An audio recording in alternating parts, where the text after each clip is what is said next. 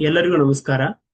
ನಾನು Shri M D Chittaragi, Kannada ಪ್ರಾಧ್ಯಾಪಕರು, ಸರ್ಕಾರಿ ಪ್ರಥಮ ದರ್ಜೆ ಕಾಲೇಜು ಮುದಗಲ್.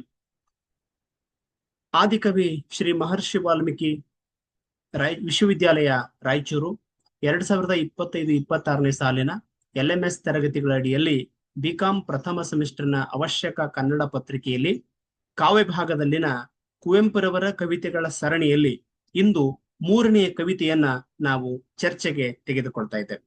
ಈಗಾಗಲೇ ಅವರ ಇಂದಿನ ದೇವರು ಮತ್ತು ರೈತನ ದೃಷ್ಟಿ ಅಂತಕ್ಕಂಥ ಎರಡು ಕವಿತೆಗಳನ್ನ ಹಿಂದಿನ ಅವಧಿಗಳಲ್ಲಿ ಚರ್ಚೆ ಮಾಡಿದ್ದೇವೆ. ಇವತ್ತು ಅವರ ಮತ್ತೊಂದು ಕವಿತೆ ಸಾಯುತ್ತಿದೆ ನಿಮ್ಮ ನುಡಿ ಓ ಕನ್ನಡದ ಕಂದೀರಿರ. ಇದರ ಶೀರ್ಷಿಕೆನ ಹೇಳ್ತಾ ಇದೆ ನಮಗೆ ಕನ್ನಡ ಭಾಷೆಯ ಬಗೆಗಿನ ಕಾಳಜಿ, ನೋವು, ಹತಾಶೆಯ ಜೊತೆಗೆ ಕನ್ನಡದ ಮಕ್ಕಳನ್ನ, ಕನ್ನಡಿಗರನ್ನ ಎಚ್ಚರಿಸುವಂತಹ, ಬಡಿದೆಬ್ಬಿಸುವಂತಹ ಸಾಂತ್ವನ, ಕಾಳಜಿ ಇಲ್ಲಿ ಕಾಣಿಸ್ಕೊಳ್ತಾ ಇದೆ. ಕುವೆಂಪುರವರು ಸ್ವಾತಂತ್ರ್ಯ ಹೋರಾಟದ ಸಂದರ್ಭದಲ್ಲಿ, ಪೂರ್ವದಲ್ಲಿ ಇಂತಹ ಸಾಕಷ್ಟು ಕವಿತೆಗಳನ್ನ ನಮಗೆ ಕೊಟ್ಟಿದ್ದಾರೆ. ನಾವೆಲ್ಲ ಪ್ರಾಥಮಿಕ ಹಂತದಿಂದಲೇ ಓದ್ಕೊಂಡು ಬಂದಿದ್ದೇವೆ. ಎಲ್ಲಾದರೂ ಇರು, ಎಂತಾದರೂ ಇರು, ನೀ ಎಂದೆಂದಿಗೂ ಕನ್ನಡವಾಗಿರು, ಕನ್ನಡ ಗೋವಿನ ಓ ಮುತ್ತಿನ ಕರು ಅಂತಕ್ಕಂಥ ಸಂಬೋಧನೆ ಮಾಡಿಕೊಂಡು ಬರೆದಿರ್ತಕ್ಕಂಥ ಕವಿತೆ ನಮ್ಮೆಲ್ಲರಿಗೂ ಒಂದು ರೀತಿಯ ದೇಶ ಪ್ರೇಮವನ್ನ, ನಾಡ ಪ್ರೇಮವನ್ನ, ಭಾಷಾ ಪ್ರೇಮವನ್ನ ಹುಟ್ಟಿಸ್ತಾ ಬರ್ತಾ ಇದೆ. ಜೊತೆಗೆ ಕನ್ನಡಯನೆ ಕುಣಿದಾಡುವುದೆನ್ನೆದೆ ಕನ್ನಡಯನೆ ಕಿವಿ ನಿಮಿರುವುದು ಅಂತಕ್ಕಂಥ ಪದ್ಯ ಎಷ್ಟೊಂದು ರೋಮಾಂಚನಕಾರಿ ಇರತಕ್ಕಂಥ ಸಾಲುಗಳು. ಆಮೇಲೆ ಬಾರಿಸು ಕನ್ನಡ ಡಿಂಡಿಮವ ಓ ಕರ್ನಾಟಕ ಹೃದಯ ಶಿವ ಅಂತಕ್ಕಂಥ ಸಾಲುಗಳು. ಆಮೇಲೆ ಇವತ್ತು ನಮ್ಮ ಎಲ್ಲ ಕಚೇರಿಗಳಲ್ಲಿ, ಶಾಲಾ ಕಾಲೇಜುಗಳಲ್ಲಿ ಆಡ್ತಕ್ಕಂಥ ನಮ್ಮ ರಾಷ್ಟ್ರಗೀತೆ ಎಂದು ನಾಡಗೀತೆ ಎಂದು ಅಂಗೀಕರಿಸಿರ್ತಕ್ಕಂಥ ಈ ಜೈ ಭಾರತ ಜನನಿಯ ತನುಜಾತೆ, ಜಯ ಹೇ ಕರ್ನಾಟಕ. ಇಂತಹ ಹತ್ತಾರು ನೂರಾರು ಕವಿತೆಗಳನ್ನ ನೀಡುವುದರ ಜೊತೆಗೆ ಕನ್ನಡ ನಾಡು ನುಡಿಯ ರಕ್ಷಣೆಗಾಗಿ ಅಪಾರವಾದ ಕಾಳಜಿಯನ್ನ ವ್ಯಕ್ತಪಡಿಸುವುದರ ಜೊತೆಗೆ ಅದಕ್ಕೆ ಧಕ್ಕೆಯಾದಾಗ ಆಕ್ರೋಶವನ್ನ, ಹತಾಶೆಯನ್ನ ಕವಿತೆಗಳಲ್ಲಿ ತಂದು ಕನ್ನಡಿಗರನ್ನ ಎಚ್ಚರಿಸುವ ಕೆಲಸವನ್ನ ಅವರ ಕವಿತೆಗಳಲ್ಲಿ, ಲೇಖನಗಳಲ್ಲಿ, ವಿಮರ್ಶೆಗಳಲ್ಲಿ ಕೂಡ ಅವ್ರು ಮಾಡ್ತಾ ಬಂದಿದ್ದಾರೆ. ಆ ಸಾಲಿನೊಳಗ ನಾವು ಇವತ್ತು ಮತ್ತೊಂದು ಕವಿತೆಯನ್ನ ಗಮನಿಸಬೇಕಾಗಿದೆ. ಸಾಯುತ್ತಿದೆ ನಿಮ್ಮ ನುಡಿ ಓ ಕನ್ನಡದ ಕಂದಿರ. ನೋಡಿ, ಸಾಯುತ್ತಿದೆ, ಸೊರಗಿ ಹೋಗ್ತಾ ಇದೆ, ಬತ್ತಿ ಹೋಗ್ತಾ ಇದೆ, ಏನು ಬಡವಾಗ್ತಾ ಇದೆ ನಿಮ್ಮ ನುಡಿ ಕನ್ನಡದ ಕಂದರಿರ. ನೋಡಿ, ಮತ್ತೆ ಅಲ್ಲಿ ಒಂದು ರೀತಿಯ ಕಾಳಜಿ ಪೂರ್ವಕವಾಗಿ ಕಂದರಿರ ಅನ್ನೋ ಶಬ್ದವನ್ನ ಬಳಸ್ತಾ ಇದ್ದಾರೆ. ಇಲ್ಲಿ ಆಕ್ರೋಶವಿದ್ರೂ ಕೂಡ ಓ ಕನ್ನಡದ ಕಂದಮ್ಮಗಳ, ಯಾಕೆ ಮಲಗಿದ್ದೀರಿ, ಯಾಕೆ ನೀವು ನಿರ್ಲಕ್ಷ್ಯ ಮಾಡ್ತಾ ಇದ್ದೀರಿ, ಎಚ್ಚರಗೊಳ್ರಿ ಅಂತಕ್ಕಂಥ ಒಂದು ಪರಿಪಾಠ ಇಲ್ಲಿ ಶೀರ್ಷಿಕೆಯಲ್ಲೇ ನಮಗೆ ಕಾಣಿಸ್ಕೊಳ್ತಾ ಇದೆ. ಇಡೀ ಕವಿತೆಯ ಕಡೆಗೆ ನಾವು ಒಂದು ನೋಟವನ್ನು ಬೀರೋದಾದ್ರೆ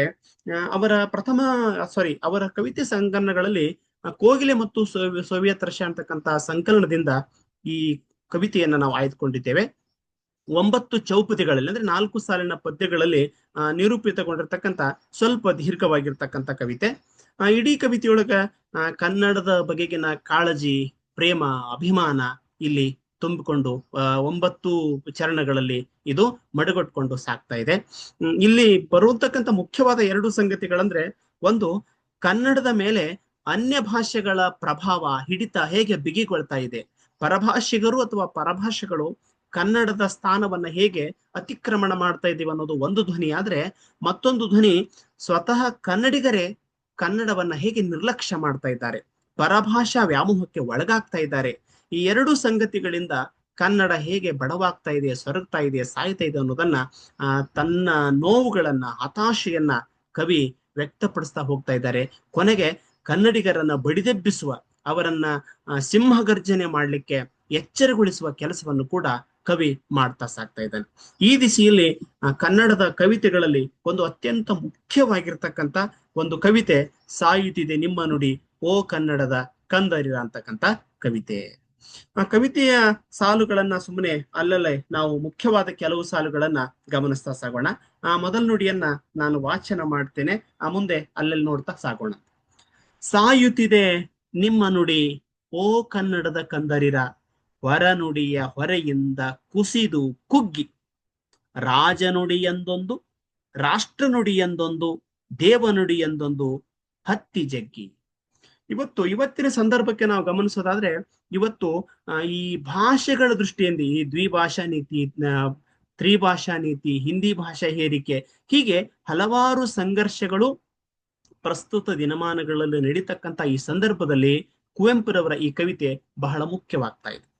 ಇವತ್ತು ಕನ್ನಡ ಭಾಷೆಯ ಮೇಲೆ ಹೇಗೆ ಬೇರೆ ಬೇರೆ ಭಾಷೆ, ಇಲ್ಲಿ ಗಮನ ನೋಡಿ, ರಾಜನುಡಿಯೆಂದು, ರಾಷ್ಟ್ರ ನುಡಿಯೆಂದು, ದೇವನುಡಿಯೆಂದು, ಹೀಗೆ ಈ ಸಂಸ್ಕೃತ ಭಾಷೆ ಆಗಿರಬಹುದು, ಹಿಂದಿ ಭಾಷೆ ಆಗಿರಬಹುದು, ಇಂಗ್ಲಿಷ್ ಭಾಷೆ ಆಗಿರ್ಬೋದು, ಈ ಪರಭಾಷೆಗಳು ಹೇಗೆ ಕನ್ನಡದ ಅಸ್ಮಿತೆಯನ್ನ ಮೊಟಕುಗೊಳಿಸ್ತಾ ಇದ್ದಾವೆ, ಕನ್ನಡದ ಸ್ಥಾನವನ್ನ ಅತಿಕ್ರಮಣ ಮಾಡ್ತಾ ಇದ್ದಾವೆ, ಅವುಗಳ ಅಬ್ಬರ ಹೆಚ್ಚು ಮಾಡಿಕೊಂಡು ಇವುಗಳಿಗೆ ಸೊರಗಲಿಕ್ಕೆ ಕಾರಣವಾಗ್ತಾ ಇದ್ದೇವೆ ಅನ್ನೋದನ್ನ ಹೇಳ್ತಾ ಹೋಗ್ತಾ ಇದ್ದಾರೆ. ನೋಡಿ, ಅವರು ಬಳಸುವ ಒಂದು ಸಾಲನ್ನ ನಾನು ಉಲ್ಲೇಖ ಮಾಡ್ತಾ ಇದ್ದೇನೆ. ನಿಟಿಲೆಂದು ಮುದಿಮೂಳೆ ಮುರಿಯುತ್ತಿದೆ. ಕನ್ನಡ ಮುದಿಮೂಳೆ ಆಗಿದೆ, ಸೊರಗಿ ಹೋಗಿದೆ, ಅವಳಲ್ಲಿ ಶಕ್ತಿ ಇಲ್ಲ. ಯಾಕಂದ್ರೆ ಅದನ್ನ ಬಳಸಬೇಕಾಗಿದೆ.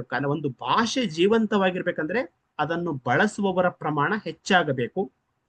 ಅದಕ್ಕೆ ಬೇಕಾದ ಎಲ್ಲ ಶ್ರೀಮಂತಿಕೆ ಇದೆ, ಅದ್ರ ಬಗ್ಗೆ ಇವತ್ತು ಚರ್ಚೆ ಬೇಡ, ಎಲ್ಲ ಶ್ರೀಮಂತಿಕೆ ಇದೆ. ಆದ್ರೆ ಇವತ್ತು ಅದನ್ನು ಸ್ಪಷ್ಟವಾಗಿ, ಶುದ್ಧವಾಗಿ, ನಿರಂತರವಾಗಿ ಬಳಸುವವರ ಕೊರತೆ ಕಂಡು ಬರ್ತಾ ಇದೆ. ನಾವು ಪರಭಾಷಾ ವ್ಯಾಮೋಹಕ್ಕೊಳಗಾಗ್ತಾ ಇದ್ದೇವೆ. ಅನ್ಯ ಭಾಷೆಗಳನ್ನ ನಮ್ಮೊಳಗೆ, ನಮ್ಮ ಮನೆಗೆ, ನಮ್ಮ ಮನೆಯ ಒಳಗೆ ನಾವು ಬಿಟ್ಕೊಡ್ತಾ ಇದ್ದೇವೆ.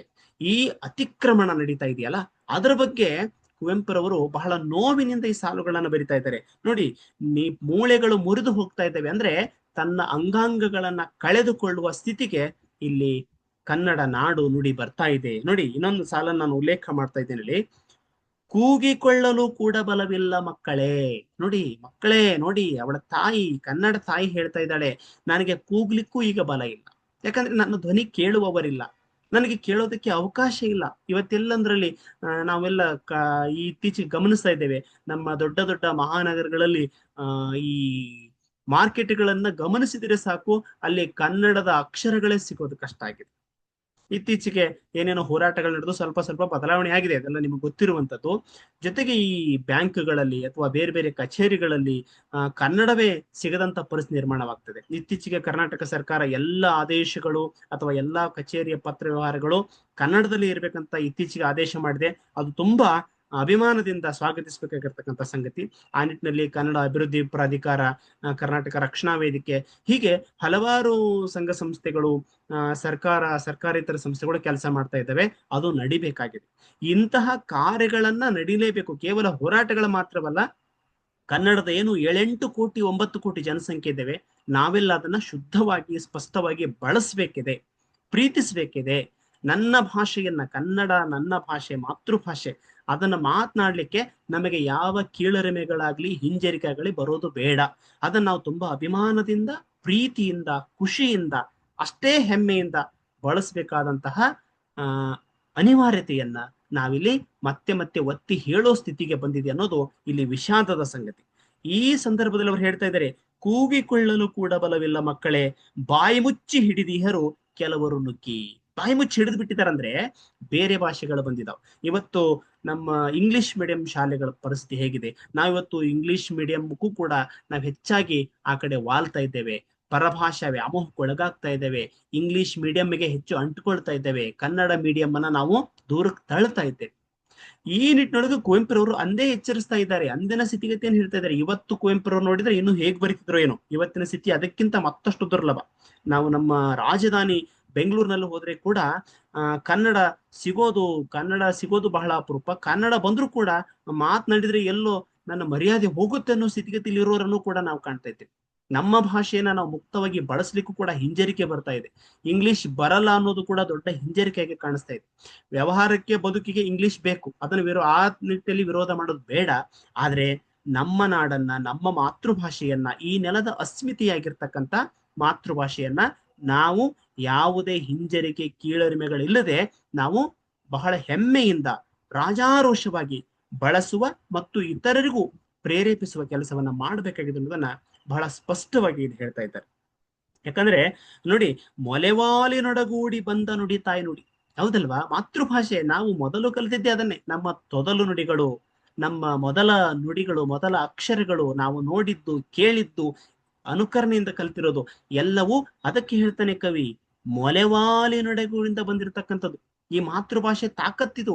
ನಾವು ಬೇರೆ ಭಾಷೆಯನ್ನ ಬಳಸಿದ್ರು ಕೂಡ ಯಾವ್ಯಾವ್ದೋ ಸಂದರ್ಭ ಅತ್ಯಂತ ಕಷ್ಟವಾದಾಗ, ಬಹಳ ದುಃಖದಲ್ಲಿದ್ದಾಗ ನಮಗೆ ಬರೋದು ಮಾತೃಭಾಷೆ.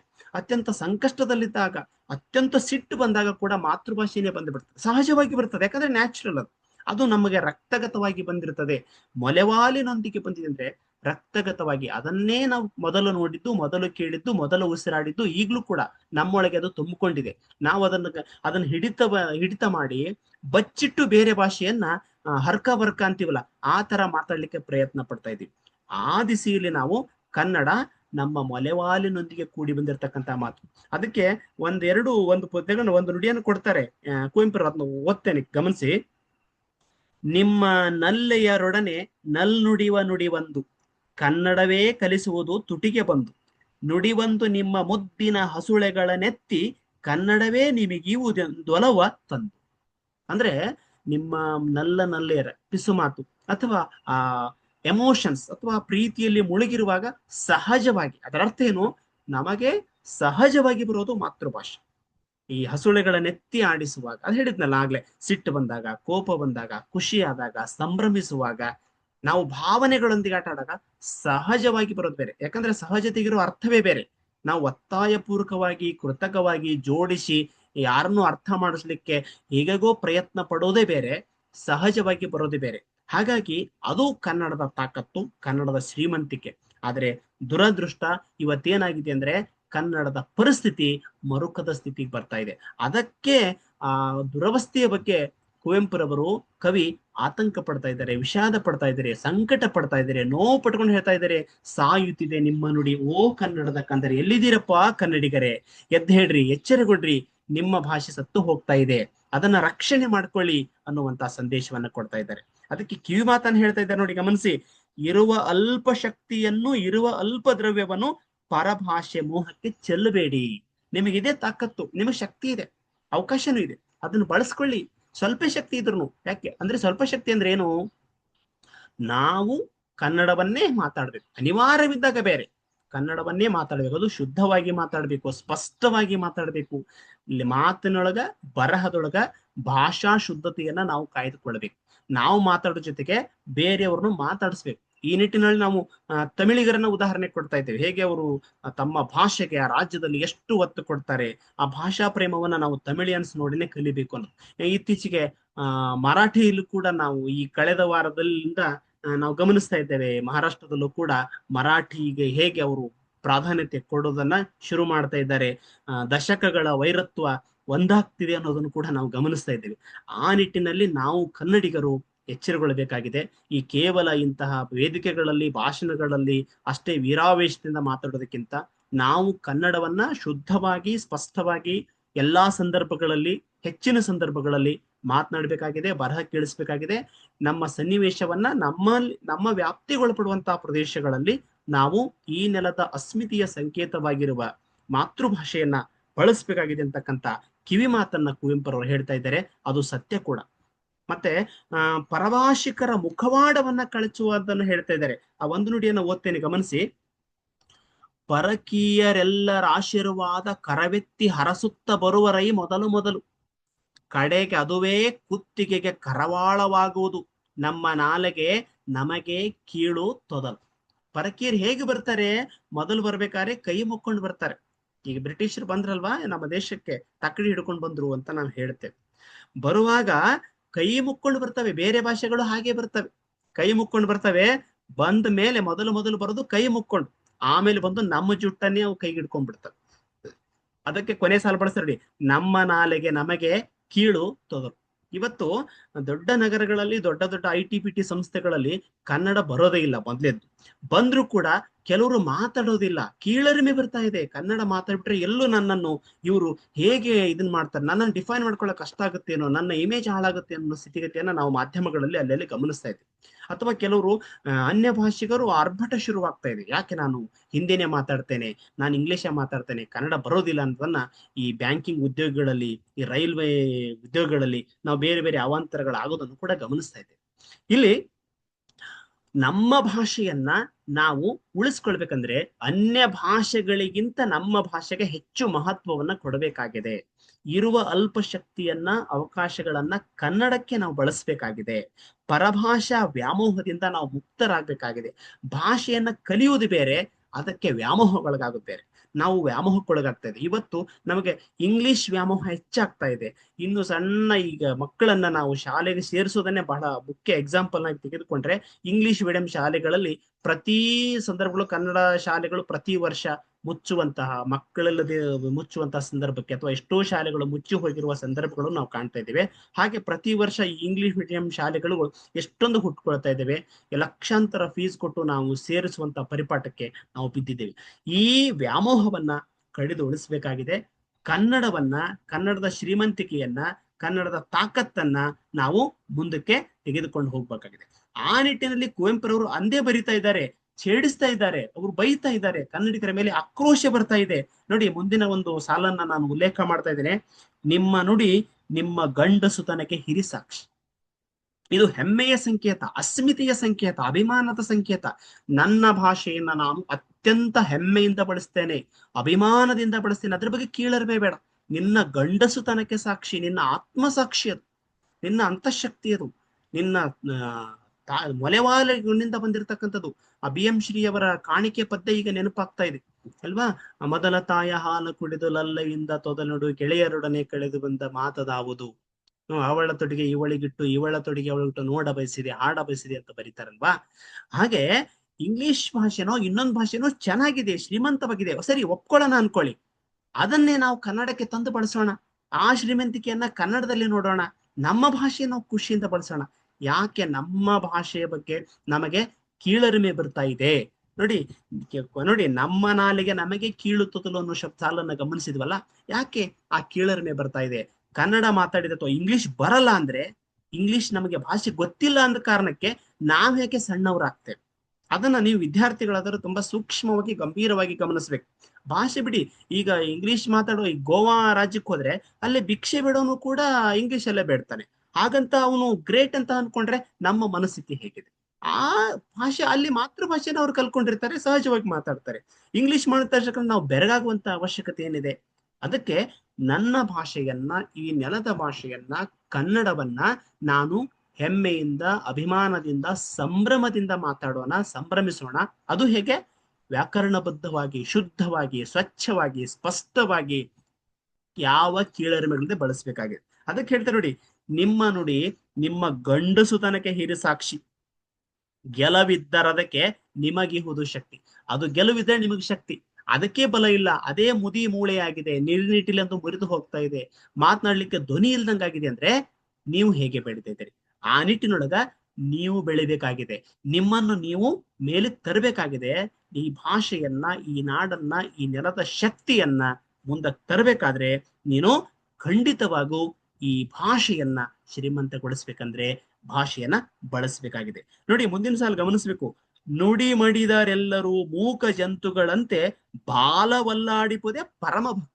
ನಾವೇನಾದ್ರೂ ಅನ್ಯ ಭಾಷೆಗಳನ್ನ ಇದೇ ರೀತಿಯೊಳಗ ಮುಂದುವರ್ಸ್ಕೊಂಡು ಒಳಗೆ ಬಿಟ್ಕೊಂತ ಹೋದ್ರೆ ಮುಂದಿನ ದಿನಮಾನಗಳಲ್ಲಿ ನಾವು ಬಾಲವಲ್ಲಾಡಿಸುವುದೇ ಪರಮ ಭಕ್ತಿ. ನಾವು ಪರಭಾಷೆಗಳ ಮುಂದೆ ಮಂಡಿಯೂರಿ ಕೂಡಬೇಕಾಗಿದೆ. ಎಲ್ಲದಕ್ಕೂ ಪರಭಾಷೆಗಳನ್ನ ನಾವು ಅವಲಂಬಿಸಬೇಕಾದ ಪರಿಸ್ಥಿತಿ ನಿರ್ಮಾಣವಾಗುತ್ತೆ. ಮುಂದಿನ ದಿನಮಾನಗಳಲ್ಲಿ ಕನ್ನಡ ಭಾಷೆಯಲ್ಲಿ ಇರೋದು ಏನು ಇಲ್ಲ, ಸಪ್ಪೆ. ಬಸವಲಿಂಗಪ್ಪ ಪ್ರಕರಣ ಇಲ್ಲಿ ನೆನಪಾಗ್ತಾ ಇದೆ. ಆ ದಿಸೆಯಲ್ಲಿ ಹೋಗುವಂತ ಸಂದರ್ಭಗಳು ಬರ್ತವೆ. ನಾವು 8-9 ಕೋಟಿ ಜನಸಂಖ್ಯೆಯನ್ನ ಹೊಂದಿರತಕ್ಕಂತ ಕನ್ನಡಿಗರು ನಮ್ಮ ಭಾಷೆಯನ್ನ ಪ್ರೀತಿಸೋಣ, ಬಳಸೋಣ, ಸಂಭ್ರಮಿಸೋಣ. ಇಲ್ಲದಿದ್ರೆ ನಮ್ಮ ನುಡಿ ನಮಗೆ ಪರಿಕೀಯವಾಗತ್ತೆ. ನಮ್ಮ ನಾಡಿನೊಳಗೆ ಪರಭಾಷೆಗಳನ್ನ ನಾವು ವೈಭವೀಕರಿಸಿ ನಾವು ಅದರ ಮುಂದೆ ಬಾಲವಲ್ಲಾಡಿಸಿಕೊಂಡು ಅದರ ಮುಂದೆ ಮಂಡಿಯಿರುವ ಸಂದರ್ಭ ಬರುತ್ತೆ ಎನ್ನುವ ಎಚ್ಚರಿಕೆಯನ್ನು ಕೂಡ ಕುವೆಂಪುರವರು ಕೊಡ್ತಾ ಹೋಗ್ತಾರೆ. ನೋಡಿ, ಮತ್ತೊಂದು ಬಹಳ ಎಕ್ಸಾಂಪಲ್ ನೈಸ್ ಕೊಡ್ತಾರೆ. ಉತ್ತರದ ಕಾಶಿಯಲ್ಲಿ ಕತ್ತೆ ಮಿಂದೈ ತರಲು ದಕ್ಷಿಣದ ದೇಶಕ್ಕದು ಕುದುರೆಯಹುದೇ. ಹೌದು, ಆ ದೇಶದಲ್ಲಿ, ಆ ನಾಡಿನಲ್ಲಿ ಒಂದೊಂದು ಭಾಷೆ ಶ್ರೀಮಂತವಾಗಿದೆ, ಚೆನ್ನಾಗಿದೆ, ವೈವಿಧ್ಯಮಯ, ಅದಕ್ಕೆ ಹಿನ್ನೆಲೆ ಇದೆ, ಶ್ರೀಮಂತಿಕೆ ಇದೆ, ಬೇಕಾದಷ್ಟು ಹಿರಿಮೆ ಗರಿಮೆಗಳಿದ್ದಾವೆ. ಸರಿ, ಅಲ್ಲಿ ಸರಿ, ಅದನ್ನ ತಂದು ಇಲ್ಲಿ ನಾವು ಪೂಜಿಸೋದ್ರಲ್ಲಿ ಯಾವ ಅರ್ಥವಿದೆ? ಇಲ್ಲಿ ನೆಲದ್ದು ಈ ಸಂಗತಿ ಪ್ರಸ್ತುತದ್ದು ನಮ್ಮದು, ನಮ್ಮ ಹತ್ತಿರಕ್ಕಿರೋದು, ನಮ್ಮ ಹಿತ್ತಲದ ಗಿಡದಲ್ಲಿರೋದು, ನಮ್ಮ ಅಂಗಳದಲ್ಲಿರೋದು, ಇದು ಪರಮ ಪಾವನ. ಪರಮ ಪವಿತ್ರವಾದದ್ದು. ಹಾಗಂತ ಎಲ್ಲೋ ಇರೋದಂತಂದು ಅದನ್ನ ತಂದು ನಾವು ಹಾಡಿ ಹೊಗಳಿ ಬೀಸುವುದರಲ್ಲಿ ಅರ್ಥವೇನಿದೆ? ಅದಕ್ಕೆ ಬಹಳ ಮುಖ್ಯವಾಗಿರುವ ಒಂದು ಪ್ರತಿಮೆಯನ್ನು ಕೊಡ್ತಾರೆ. ತಾಯಿತ್ತ ಮಲೆಹಾಲೆ ನಿಮ್ಮ ಮೈಗಾಗದಿರೆ, ತಾಯಿತ್ತ ಮಲೆಹಾಲೆ ನಿಮ್ಮ ಮೈಗಾಗದಿರೆ, ಹೊತ್ತ ಹೊರೆ ಬಲಕಾರಿ ನೆತ್ತರ. ತಾಯಿ ಹಾಲೆ ದಕ್ಕದೇ ಇದ್ರೆ ಇನ್ನೇನ್ ದಕ್ಲಿಕ್ ಸಾಧ್ಯ ರೀ? ನಮ್ಮ ಜನಪದ ಹೇಳ್ತಾರಲ್ಲ, ತಾಯಿ ಹಾಲೆ ದಕ್ಕೋದಿಲ್ಲ ಅಂದ್ರೆ ಅದು ಉಳಿಯೋದಿಲ್ಲ ಅಂತಾನೆ ಅರ್ಥ. ಹೇಳ್ತಾರೆ ಸಾಮಾನ್ಯವಾಗಿ, ತಾಯಿ ಹಾಲೆ ದಕ್ತಾ ಇಲ್ಲ ಅಂದ್ರೆ ಉಳಿಯೋದಿಲ್ಲ ಅದು. ಯಾಕಂದ್ರೆ ತಾಯಿ ಹಾಲೆ ಮುಖ್ಯವಾಗಿ ದಕ್ಕಬೇಕಾಗಿರೋದು. ಅದೇ ಪರಮಶಕ್ತಿ. ಅದು ಬಂದ ಮೇಲೇನೆ ಅದಕ್ಕೊಂದು ಜೀವಕಳೆ, ಒಂದು ಚೈತನ್ಯ ಬರ್ಲಿಕ್ಕೆ ಸಾಧ್ಯ. ಅದೇ ದಕ್ಕದೆ ಹೋದ್ರೆ ಉಳಿದ ಯಾವ ಪರಿಕರಗಳು ತಂದ್ರೂ ಕೂಡ ಹೆಸರಿಗೆ ಹಾಕ್ತೇವೆ ಹೊರತು ಅದು ಚೈತನ್ಯ ಪೂರ್ಣವಾಗಿ ಕಳೆಯಿಂದ ಇರ್ಲಿಕ್ಕೆ ಸಾಧ್ಯವಿಲ್ಲ. ಈ ನಿಟ್ಟಿನೊಳಗ ನಮಗೆ ದಕ್ಕಿರೋದು ದಕ್ಕಿಬಿಟ್ಟಿದೆ. ಈ ನಾಡು ದಕ್ಕಿದೆ, ಈ ನುಡಿ ದಕ್ಕಿದೆ. ನಾವು ಈ ನೆಲದಲ್ಲಿ ನಮಗೆ ಸಿಗಬೇಕಾದ ಎಲ್ಲ ಅವಕಾಶಗಳನ್ನು ಬಳಸ್ಕೊಂಡು ನಮ್ಮ ವ್ಯಕ್ತಿತ್ವವನ್ನು ರೂಪಿಸಿಕೊಂಡು ಬದುಕ್ತಾ ಇದ್ದೇವೆ. ಈ ನಾಡು ನುಡಿ ನಮಗೆಲ್ಲ ಕೊಟ್ಟಿದೆ. ಆದ್ರೆ ಅದನ್ನು ಉಳಿಸಿಕೊಳ್ಳುವ, ಬೆಳೆಸ್ಕೊಂಡು ಹೋಗುವ ಒಂದು ಗುರುತರವಾದ ಜವಾಬ್ದಾರಿ ಕನ್ನಡಿಗರಾದ ನಮ್ಮ ಮೇಲಿದೆ. ಅನ್ಯ ಭಾಷಿಕರನ್ನ ಕಂಟ್ರೋಲ್ ಮಾಡಬೇಕಾದ ಅಥವಾ ನಿರ್ಲಕ್ಷ್ಯ ಮಾಡಬೇಕಾದ ಅನಿವಾರ್ಯತೆ ಸದ್ಯದ ಸಂದರ್ಭದಲ್ಲಿ ಅತ್ಯಂತ ತುರ್ತಿನ ವಿಷಯವಾಗಿದೆ. ನಾವು ಪರಭಾಷಾ ವ್ಯಾಮೋಹದಿಂದ ಮುಕ್ತರಾಗಿ ನಮ್ಮ ಭಾಷೆಯನ್ನ, ನಮ್ಮ ನುಡಿಯನ್ನ ನಾವು ಅತ್ಯಂತ ಸಂಭ್ರಮದಿಂದ ಮಾತಾಡ್ತಾ, ಉಳಿಸ್ತಾ, ಬೆಳೆಸುವ ಕೆಲಸ ಆಗ್ಬೇಕಾಗಿದೆ. ನೋಡಿ, ಕೊನೆಗೆ ಒಂದು ದೊಡ್ಡ ಶಕ್ತಿಯನ್ನು ತುಂಬಾ ಪ್ರಯತ್ನವನ್ನ ಮಾಡ್ತಾರೆ ಕುವೆಂಪುರವರು. ನಮ್ಮನ್ನ ಬಡಿದೆಬ್ಬಿಸುವ, ಎಚ್ಚರಗೊಳಿಸುವ ಒಂದು ಕೆಲಸವನ್ನ ಮಾಡ್ತಾರೆ.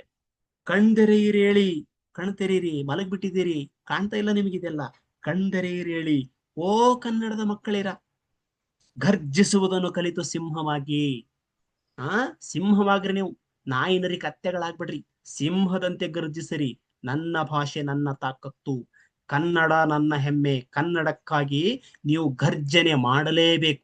ಗರ್ಜನೆ ಮಾಡದಿದ್ದರೆ ನಿಮ್ಮ ಮೇಲೆ ಇನ್ಯಾರೋ ಗರ್ಜನೆ ಮಾಡ್ತಾರೆ, ಇನ್ಯಾರೋ ಸವಾರಿ ಮಾಡ್ತಾರೆ. ಅದಕ್ಕೆ ಹೇಳ್ತಾರೆ ಕಣ್ದೆರೀರೇಳಿ. ಏನು ಕಣ್ ಕಾಣ್ತಿಲ್ವಾ ನಿಮಗೆ? ಕಿವಿ ಕೇಳಿಸ್ತಾ ಇಲ್ವಾ? ನೋಡ್ತಾ ಇಲ್ವಾ? ಮಲಗ್ಬಿಟ್ಟಿದ್ದೀರಿ ನೀವು, ಬಡಿದೆಬ್ಬಿಸ್ತಾ ಇದ್ದಾರೆ. ಕಣ್ದೆರೀರಿ ಹೇಳಿ ಮಕ್ಕಳಿರ, ಕನ್ನಡದವನ್ನು ಗರ್ಜಿಸುವುದನ್ನ ಕಲ್ಕೊಡ್ರಿ. ಇಲ್ಲದಿದ್ರೆ ನೀವು ಸಿಂಹವಾಗ್ಲಿಕ್ಕೆ ಸಾಧ್ಯವಿಲ್ಲ. ಸಿಂಹ ಆದಾಗ ಮಾತ್ರ ಗರ್ಜಿಸ್ತೀರಿ, ಇಲ್ಲಾಂದ್ರೆ ಗರ್ಜಿಸಕ್ ಬರೋದೇ ಇಲ್ಲ. ಅದಕ್ಕೆ ನೀವು ಸಿಂಹವಾಗಬೇಕು, ಗರ್ಜಿಸ್ಬೇಕು. ಮುಂದಿನ ಸಾಲು, ನಕದಂಷ್ಟ್ರ ಕೇಸರಂಗಳ ಬೆಳೆಸಿ ಹುರಿಗೊಂಡು ಶಿರವೆತ್ತಿ ನಿಂತು ಕುರಿತನವನಿ. ನೋಡಿ, ಕುರಿ ಆಗ್ಬೇಡಿ ನೀವು. ಎಲ್ಲದಕ್ಕೂ ತಲೆ ಆಡಿಸೋರಾಗ್ಬೇಡ್ರಿ, ಬಾಲ ಅಲ್ಲಾಡಿಸೋರಾಗ್ಬೇಡ್ರಿ. ನೀವು ಹೇಡಿಯಂತೆ ಬೆನ್ನು ತೋರಿಸಿ ಪಲಾಯನ ಮಾಡಬೇಡಿ. ನೀವು ಸಿಂಹವಾಗಿ ಗರ್ಜಿಸಿ. ಯಾಕಂದ್ರೆ ನಮ್ಮ ಭಾಷೆಗೆ 2000 ವರ್ಷಗಳ ಇತಿಹಾಸವಿದೆ. ನಾವು ಹಲ್ಮಿಡಿ ಶಾಸನದಿಂದ ಹಿಡಿದು ಅದಕ್ಕೂ ಪೂರ್ವದ ಅಶೋಕನ ಶಾಸನ, ಹಾಲರಾಜನ ಗಾಥಾ ಸಪ್ತಶತಿ, ಏನೆಲ್ಲ ಇತಿಹಾಸವನ್ನ ಹೇಳ್ತಾ ಇದ್ವಿ. ಕನ್ನಡದ ಮೊದಲ ಕೃತಿ ಕವಿರಾಜ ಮಾರ್ಗದ ಶ್ರೀಮಂತಿಕೆ ಹೇಳ್ತೇವೆ. ಪಂಪ, ರನ್ನ, ಪೊನ್ನ, ಜನ್ನ, ಅಂಡಯ್ಯ, ನಾಗವರ್ಮ, ನಾಗಚಂದ್ರ, ಕುಮಾರವ್ಯಾಸ, ಹರಿದಾಸರು, ಏನೆಲ್ಲ ಸಾಹಿತ್ಯ, ಷಟ್ಪದಿ, ಏನು ಮೊದಲಿಂದ 6 ಹೇಳ್ಕೋದ್ರೆ ನಾವು ಈ ಒನಕೆವಾಡು, ಓವನಿಗೆ, ಆಮೇಲೆ ಈ ಚಂಪು, ರಗಳೆ, ವಚನ, ಕೀರ್ತನೆ, ಷಟ್ಪದಿ, ತ್ರಿಪದಿ, ಸಾಂಗತ್ಯ, ದ್ವಿಪದಿ, ಸೀಸ, ಅಕ್ಕರಿಕೆ, ಮದನವತಿ, ಎಷ್ಟು ಪದ್ಯಗಳು, ಎಷ್ಟು ವೈವಿಧ್ಯತೆಗಳು, ಇಷ್ಟು ಶ್ರೀಮಂತವಾಗಿರೋದು. ನಮ್ಮ ಭಾಷೆ ಮೊದಲ ಹಲ್ಮಿಡಿ ಶಾಸನ ಬಂದಾಗ, ನಮ್ಮ ಮೊದಲ ಕೃತಿ ಬಂದಾಗ ಇಂಗ್ಲಿಷ್ ಭಾಷೆ ಹುಟ್ಟಿರ್ಲೇ ಇಲ್ಲ. ಅದನ್ನ ಬರೀ ನಾವು ಹೆಮ್ಮೆಯ ಸಂಕೇತವಾಗಿ ಹೇಳ್ತಾ ಹೋದ್ರೆ ಸಾಧ್ಯವಿಲ್ಲ. ನಾವು ಅದರ ನಿಡಿಯಲ್ಲಿ ಎಷ್ಟು ಕೆಲಸ ಮಾಡ್ತಾ ಇದ್ದೇವೆ, ನಾನೆಷ್ಟು ಶುದ್ಧವಾಗಿ ಮಾತಾಡ್ತಾ ಇದ್ದೇನೆ, ಎಷ್ಟು ಸಂಭ್ರಮದಿಂದ ಮಾತಾಡ್ತಾ ಇದ್ದೇನೆ, ಎಷ್ಟು ನಾನು ಮತ್ತೊಬ್ಬರಿಗೆ ಕಲಿಸ್ತಾ ಇದ್ದೇನೆ, ಎಷ್ಟು ಜನರಿಗೆ ನಾನು ಕನ್ನಡದವನ್ನ ಕಲಿಸ್ಲಿಕ್ಕೆ ಪ್ರಯತ್ನ ಪಡ್ತಾ ಇದ್ದೇನೆ, ಕನ್ನಡದ ಮೇಲೆ ಆಗ್ತಕ್ಕಂಥ ದೌರ್ಜನ್ಯಗಳನ್ನ ಖಂಡಿಸ್ತಾ ಇದ್ದೇನೆ. ಕನ್ನಡಕ್ಕೆ ಕುತ್ತು ಬಂದಾಗ ನಾನು ಯಾವತ್ತು ಟೊಂಕ ಕಟ್ಟಿ ನಿಂತಿದ್ದೇನೆ, ನಿಲ್ಲಬೇಕಾಗಿದೆ. ಈ ಎಲ್ಲ ಪ್ರಶ್ನೆಗಳಿಗೆ ನಾವು ಉತ್ತರವನ್ನ ಈ ಕವಿತೆಯ ಮೂಲಕ ಕೊಂಡ್ಕೋಬೇಕಾಗಿದೆ. ಮುಖ್ಯವಾಗಿ ಕನ್ನಡದ ಮುಂದೆ ಎಲ್ಲ ತ್ಯಾಗಕ್ಕೂ ನಾವು ಸಿದ್ಧರಾಗಬೇಕಾಗಿದೆ. ಈ ತ್ಯಾಗ ಇವತ್ತು ತುಂಬಾ ಅರ್ಥವನ್ನ ಕಳ್ಕೊಳ್ತಾ ಇದೆ. ಸ್ವಾತಂತ್ರ್ಯ ಪೂರ್ವ ಕಾಲಘಟ್ಟದಲ್ಲಿರ್ತಕ್ಕಂಥ ತ್ಯಾಗ ಇವತ್ತು ಬರೀ ವೈಯಕ್ತಿಕ ತ್ಯಾಗಗಳಷ್ಟೇ ಕಾಣ್ತಾ ಇದ್ದೇವೆ. ನಾವು ಈ ನಾಡು ನುಡಿಗಾಗಿ ತ್ಯಾಗಕ್ಕೆ ಸಿದ್ಧರಾಗಬೇಕಾಗಿದೆ. ಎಂತಹ ಸಂದರ್ಭಗಳು ಬಂದರೂ ಕೂಡ ಕನ್ನಡದ ಉಳಿವಿಗಾಗಿ. ಯಾಕಂದ್ರೆ ಈ ಭಾಷೆನೆ ನಮಗೊಂದು ಅಸ್ತಿತ್ವವನ್ನು ಕೊಟ್ಟಿದೆ, ನಮಗೊಂದು ವ್ಯಕ್ತಿತ್ವವನ್ನು ಕೊಟ್ಟಿದೆ. ಭಾಷೆ ಇಲ್ಲದಿದ್ರೆ ಬಹುಶಃ ಸಾಧ್ಯವೇ ಇಲ್ಲ. ನಮ್ಮ ಬದುಕೆ ಒಂದು ರೀತಿಯಲ್ಲಿ ಅರ್ಥವನ್ನು ಕಳ್ಕೊಂಡ್ಬಿಡ್ತಿದೆ. ಅಂತಹ ಭಾಷೆ ಕನ್ನಡ ಭಾಷೆ ನಮಗೆ ಏನೆಲ್ಲ ಕೊಟ್ಟಿದೆ, ಬದುಕು ಕೊಟ್ಟಿದೆ, ವ್ಯಕ್ತಿತ್ವ ಕೊಟ್ಟಿದೆ, ಒಂದು ಜಗತ್ತಿನ ದರ್ಶನವನ್ನ ನೀಡಿದೆ. ಆ ದಿಸೆಯಲ್ಲಿ ನಮ್ಮ ಭಾಷೆಯನ್ನ ನಾವು ಪ್ರೀತಿಸೋಣ, ಕನ್ನಡಕ್ಕಾಗಿರುವಂತಹ ಈ ದುರವಸ್ಥೆಯಿಂದ ನಾವು ಅದನ್ನ ಪಾರಾಗಿಸೋಣ. ಅದಕ್ಕೆ ಕುವೆಂಪು ಅವರು ಹೇಳ್ತಾರೆ, ಸಾಯುತ್ತಿದೆ ನಿಮ್ಮ ನುಡಿ ಓ ಕನ್ನಡದ ಕನ್ನಡ, ಸತ್ತು ಹೋಗ್ಬಿಡ್ತಾ ಇದೆ ಎರಡು ಯಾವತ್ತೋ ಹೇಳ್ಬಿಟ್ಟಿದ್ದಾರೆ ಕುವೆಂಪು. ಆದ್ರೆ ನಮಗೆ ಇವತ್ತಿಗೂ ಅರ್ಥವಾಗ್ತಾ ಇಲ್ಲ. ಇವತ್ತಿಗೂ ನಾವು ಕನ್ನಡವನ್ನ ನಾವು ಶ್ರೀಮಂತಗೊಳಿಸ್ಲಿಕ್ಕೆ, ಬೆಳೆಸ್ಲಿಕ್ಕೆ ಪ್ರಯತ್ನ ಪಡ್ತದೆ. ಎಷ್ಟೆಷ್ಟು ತಪ್ಪು ಉಚ್ಚಾರಣೆ ಕಾಣ್ತೇವೆ. ವಿದ್ಯಾರ್ಥಿಗಳು ನೀವು ಗಮನಿಸಬೇಕು, ಎಷ್ಟೋ ವಿದ್ಯಾರ್ಥಿಗಳು ತಪ್ಪಾಗಿ ಮಹಾಪ್ರಾಣಗಳನ್ನ ಅಲ್ಪ ಪ್ರಾಣ ಬಳಸಬೇಕಾದ್ರೆ, ಸೆಂಟೆನ್ಸ್ ಬರಿಬೇಕಾದ್ರೆ, ಶಬ್ದಗಳನ್ನು ಬರಿಬೇಕಾದ್ರೆ ಹೇಗೆ ಮಾಡ್ತಾ ಇದ್ರಿ, ಲೇಖನ ಚಿಹ್ನೆಗಳನ್ನ ಗಮನಿಸೋದೇ ಇಲ್ಲ. ಇದೇ ದೊಡ್ಡ ಮಹಾಪರಮಾದ ಇದು. ಇಂಥವೆಲ್ಲ ಉಳಿಸ್ಬೇಕಂದ್ರೆ ನಾವು ಶುದ್ಧವಾಗಿ, ನಾನು ಪದೇ ಪದೇ ಶಬ್ದಗಳನ್ನು ಉಲ್ಲೇಖ ಮಾಡ್ತಾ ಇದ್ದೇನೆ, ನಮ್ಮ ಬಳಕೆ ಸ್ವಚ್ಛವಾಗಿರ್ಲಿ, ಸ್ಪಷ್ಟವಾಗಿರ್ಲಿ. ಈ ಅಕಾರ, ಹಕಾರ, ಈ ಲೇಖನ ಚಿಹ್ನೆಗಳು, ಪ್ರಶ್ನಾರ್ಥಕ ಚಿಹ್ನೆ, ಉದ್ಧರಣ ಚಿಹ್ನೆ, ಅಲ್ಪ ವಿರಾಮ, ಪೂರ್ಣ ವಿರಾಮ ಬಳಸೋದು, ಸೆಂಟೆನ್ಸ್ ಫಾರ್ಮೇಶನ್ನು, ಹೇಗೆ ಶಬ್ದಗಳನ್ನು ಬಳಸ್ತಾ ಇದ್ದೇವೆ ನಾವು, ಅವುಗಳೆಲ್ಲವೂ ನಮ್ಮ ಮಾತುಗಾರಿಕೆ ಹೇಗಿದೆ, ನಮ್ಮ ಆಡು ಭಾಷೆಗಳು ಎಷ್ಟಿದ್ದಾವೆ, ಎಷ್ಟೊಂದು ಪ್ರಾದೇಶಿಕ ಭಾಷೆಗಳಿದ್ದಾವೆ, ಅದೆಲ್ಲ ಈ ಭಾಷೆಯ ತಾಕತ್ತು, ಶ್ರೀಮಂತಿಕೆ. ಆ ನಿಟ್ಟಿನೊಳಗ ನಾವು ಕವಿಯ ಮನೋಭಾವವನ್ನ, ಒಟ್ಟು ಮನೋಭಾವ ಹೇಗಿದೆ, ಕನ್ನಡವನ್ನ ಉಳಿಸ್ಬೇಕಾಗಿದೆ. ಪರಭಾಷೆಗಳ ಏನು ದೌರ್ಜನ್ಯ ಆಗ್ತಾ ಇದೆ, ಆಕ್ರಮಣ ಆಗ್ತಾ ಇದೆ, ಅತಿಕ್ರಮಣ ಆಗ್ತಾ ಇದೆ. ಅದರಿಂದ ಕನ್ನಡ ಭಾಷೆಯನ್ನ ರಕ್ಷಣೆ ಮಾಡುವಂತಹ ಗುರುತರವಾದ ಜವಾಬ್ದಾರಿ ನಮ್ಮ ಮೇಲಿದೆ. ಜೊತೆಗೆ ಅನ್ಯ ಭಾಷೆಗಳ ಬಗೆಗಿರುವಂತಹ ವ್ಯಾಮೋಹವನ್ನ ನಾವು ಕಡಿಮೆ ಮಾಡಬೇಕಾಗಿದೆ. ಇಂಗ್ಲಿಷ್ ಆಗ್ಲಿ, ಹಿಂದಿ ಆಗ್ಲಿ, ಇನ್ನೊಂದಾಗ್ಲಿ ಭಾಷೆಯನ್ನ ಕಲಿಯೋಣ, ಅದ್ರ ಬಗ್ಗೆ ವಿರೋಧ ಬೇಡ. ಆದ್ರೆ ನಾವು ಕನ್ನಡವನ್ನ ಪ್ರೀತಿಸೋಣ. ನಾವು ನಮಗ 10 ಆಯ್ಕೆಗಳಿದ್ದಾಗ ಮೊದಲ ಆಯ್ಕೆ ಕನ್ನಡದ ಬಗೆಗಿರ್ಲಿ, ಮೊದಲ ಭಾಷೆ ಕನ್ನಡವಾಗಿರ್ಲಿ. ನಮ್ಮ ಮೊದಲ ಉಸಿರು ತಾಯಿ ನುಡಿ, ಮೊಲೆ ಹಾಲು, ನಮಗೆ ತೊದಲ್ ನುಡಿ ಎಲ್ಲವೂ ಮಾತೃಭಾಷೆ ಕನ್ನಡದಿಂದ ಬಂದಿರೋದು. ಹಾಗಾಗಿ ನಮ್ಮ ಮೊದಲ ಆಯ್ಕೆ ಕನ್ನಡವಾಗಿದ್ದಾಗ ಮಾತ್ರ ನಾವು ಕನ್ನಡಿಗರು ಅಂತ ಹೇಳಲಿಕ್ಕೆ ಸಾಧ್ಯ. ಇಲ್ಲಾದ್ರೆ ಕುವೆಂಪುರವರು ಹೇಳಿದ ಹಾಗೆ ನಾವು ಕುರಿಗಳಾಗ್ತೀವಿ, ಬಾಲ ಒಲ್ಲಾಡಿಸ್ತಾ ಹೋಗ್ತಾ ಇದ್ದೀರಿ, ಪರಭಾಷೆಗಳ ಮುಂದೆ ಮಂಡಿ ಉರಿಯೋ ಪರಿಸ್ಥಿತಿ ಬರ್ತದೆ.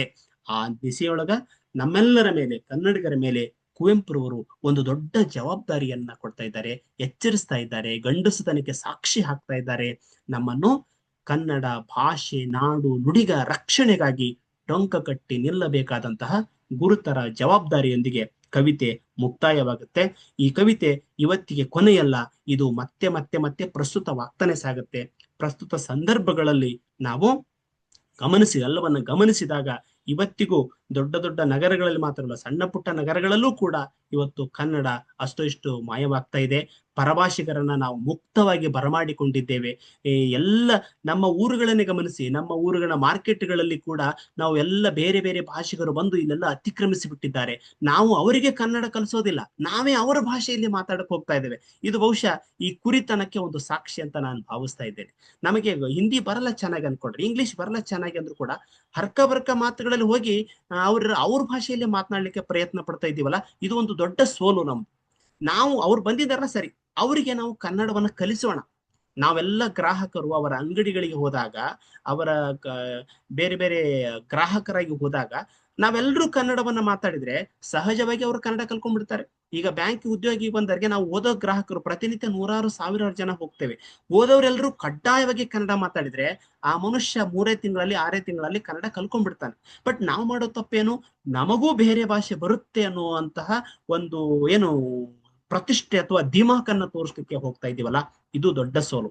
ಅದಕ್ಕಿಂತ ಮುಖ್ಯವಾಗಿ ನಾವೇನ್ ಮಾಡಬೇಕಾಗಿದೆ, ಅವರಿಗೆ ಭಾಷೆಯನ್ನು ಕಲಿಸ್ಬೇಕಾಗಿದೆ. ನಮ್ಮ ಭಾಷೆ ಬಗ್ಗೆ ನಮಗೆ ಬಹಳ ಮುಖ್ಯವಾಗಿ ಅಭಿಮಾನ ಇರಬೇಕಾಗಿದೆ. ಅತ್ಯಂತ ತಾಕತ್ತಿನ ಭಾಷೆ ನಮ್ಮದು. ಆ ನಿಟ್ಟಿನೊಳಗ ಕನ್ನಡವೇ ಸತ್ಯ, ಕನ್ನಡವೇ ನಿತ್ಯ, ಕನ್ನಡವನ್ನೇ ನಾವು ಮಾತಾಡೋಣ, ಬಳಸೋಣ, ಕನ್ನಡವನ್ನ ಬೇರೆದವ್ರಿಗೂ ಕಲಿಸೋಣ. ಈ ಭಾಷೆ ನನ್ನ ಬದುಕಿನ ಒಂದು ದೊಡ್ಡ ಶಕ್ತಿ ಅಂತ ಹೇಳ್ತಾ, ನಾವು ಕನ್ನಡಿಗರಾಗಿದ್ದೇ ಒಂದು ದೊಡ್ಡ ಹೆಮ್ಮೆ ಅಂತ ಹೇಳ್ತಾ ಇವತ್ತಿನ ಈ ತರಗತಿಯನ್ನು ಮುಗಿಸೋಣ. ನೀವು ವಿದ್ಯಾರ್ಥಿಗಳು ಕನ್ನಡವನ್ನೇ ಮಾತಾಡಿ, ಕನ್ನಡವನ್ನೇ ಬಳಸಿ, ಅದು ಹೇಗೆ ಸ್ವಚ್ಛವಾಗಿ, ಸ್ಪಷ್ಟವಾಗಿ, ಶುದ್ಧವಾಗಿ ಬಳಸುವ ಪ್ರಯತ್ನ ಮಾಡಿ. ನಿಮ್ಮ ಕುಟುಂಬದವರಿಗೂ ಇದನ್ನು ಕಲಿಸಿ, ನಿಮ್ಮ ಪರಿಸರದಲ್ಲೂ ಕಲಿಸಿ, ನಿಮ್ಮ ಇಡೀ ಬದುಕಿನಾದ್ಯಂತ ನಿಮಗೆ ಬದುಕು ಕೊಟ್ಟ ಕನ್ನಡವನ್ನ ಬಳಸಿ ಅಂತ ಹೇಳ್ತಾ ಇವತ್ತಿನ ಈ ತರಗತಿಯನ್ನು ಮುಕ್ತಾಯ ಮಾಡೋಣ. ಮತ್ತೆ ಮುಂದಿನ ಪದ್ಯದಲ್ಲಿ ಮತ್ತೆ ಭೇಟಿಯಾಗೋಣ. ನಮಸ್ಕಾರ.